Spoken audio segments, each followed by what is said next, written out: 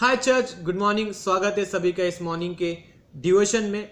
आज के डिवोशन का विषय है प्रेम प्रकट करना, परमेश्वर का प्रेम प्रकट करना।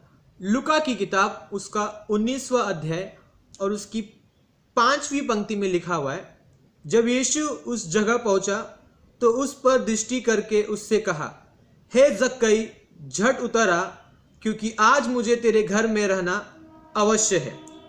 लूका की किताब में 19वें अध्याय में हमें जक्कई के जीवन के विषय में देखने मिलता है। जक्कई यीशु मसीह को देखना चाहता था, परंतु उसके छोटे कद के कारण वो यीशु मसीह को देख नहीं पा रहा था। तो जिस मार्ग से यीशु मसीह गुजर रहे थे, जक्कई उस मार्ग में दौड़कर आगे गया और एक पेड़ पे चढ़कर वो यीशु मसीह को देखने की कोशिश कर रहा था।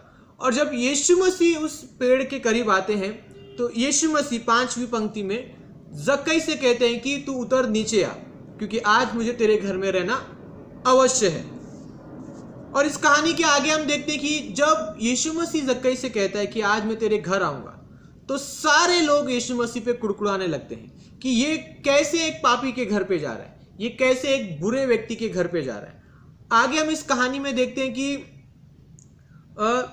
8वीं और 9वीं पंक्ति में जक्कई यीशु मसीह से कहता है कि प्रभु, मैं अपनी आधी संपत्ति कंगालों को दे दूंगा और जिस किसी का भी मैंने धोखे से लिया है मैं उसको 4 गुना लौटा दूंगा।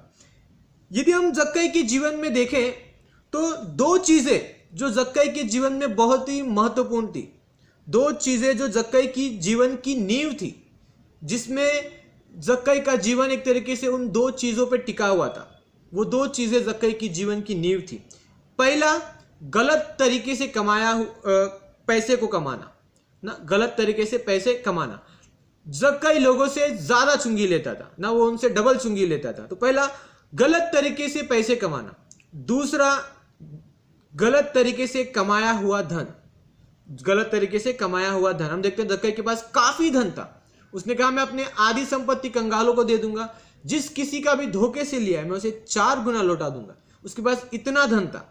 तो ये 2 चीजें जक्कई की जीवन की नींव थी। इन 2 चीजों पर जक्कई अपना जीवन जी रहा था। एक तो उसके पास एक मार्ग था जहां से वो उस मार्ग से वो गलत तरीके से पैसे कमा रहा था। दूसरा, उस मार्ग में कमाए हुए वो काफी सारा धन, जिसमें वो अपना जिंदगी, अपना जीवन जी रहा था। परंतु लूका की किताब उसका 9वें अध्याय की 19वें अध्याय की 15वीं पंक्ति में एक चीज जक्कई के सामने प्रकट की जाती है। एक चीज जक्कई के सामने प्रकट की जाती है, और वो क्या है?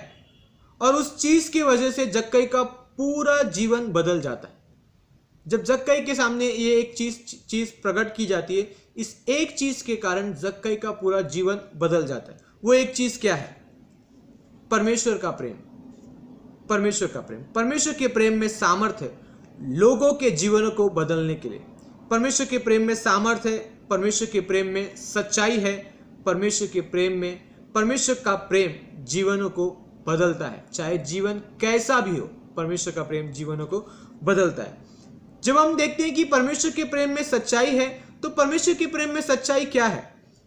डॉक्टर स्टीवन कहते हैं कि परमेश्वर का प्रेम बदलाव की मांग नहीं करता, परंतु परमेश्वर का प्रेम बदलाव लेकर आता है लोगों के जीवन में। जब जक्कई ने इस बात को जाना कि मैं जैसा भी हूं, यीशु मसीह मुझसे प्रेम करता है, यह चीज जक्कई के जीवन को बदल दी।